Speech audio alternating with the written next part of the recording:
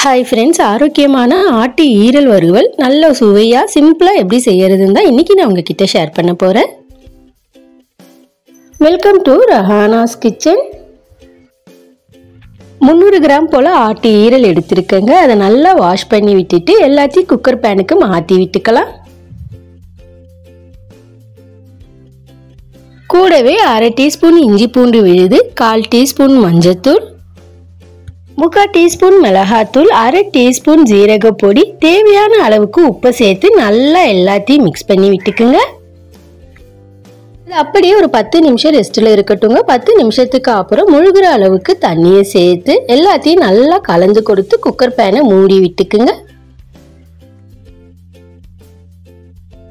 5 whistle வர வரைக்கும் cook பண்ணி விட்டுக்குங்க.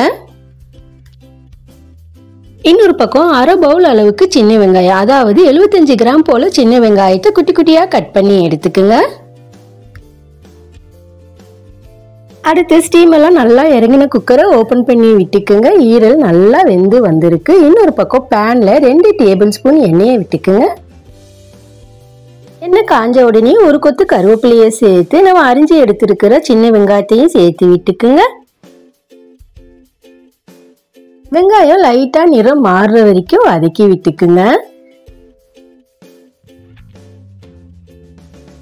வெங்காயம் லைட்டா நிறம் மாறி வந்ததுக்கு அப்புறம் வேக வச்சு எடுத்திருக்கிற ஆட்டு ஈரலை தண்ணியோடையே ஃபுல்லா அப்படியே சேர்த்து விட்டுக்குங்க. எல்லாத்தையும் நல்லா ஒரு தடவை கலந்து விட்டுட்டு உப்பையும் ஒரு தடவை செக் பண்ணிக்கோங்க. தேவைப்பட்ட உப்பை சேர்த்து கவர் பண்ணி விட்டுக்குங்க. இது நல்லா சுருள சுண்டு வர வரைக்கும் நம்ம குக் பண்ணி விட்டுக்கலாம். எடையே ஓபன் பண்ணி கிளறி மட்டும் விட்டுக்குங்க.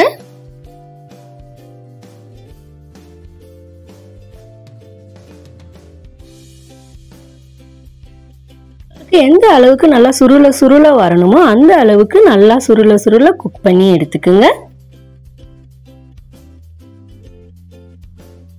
அடுத்து 1/2 டீஸ்பூனில் இருந்து 3/4 டீஸ்பூன் அளவுக்கு மிளகு பொடி உங்க காரத்திற்கு ஏற்ப சேர்த்து விட்டுக்குங்க.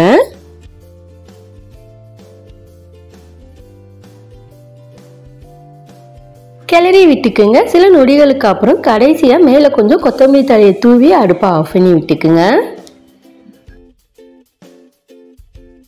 ஆட்டு ஈரல் வறுவல் சூப்பரா ரெடி ஆயிடுச்சிங்க.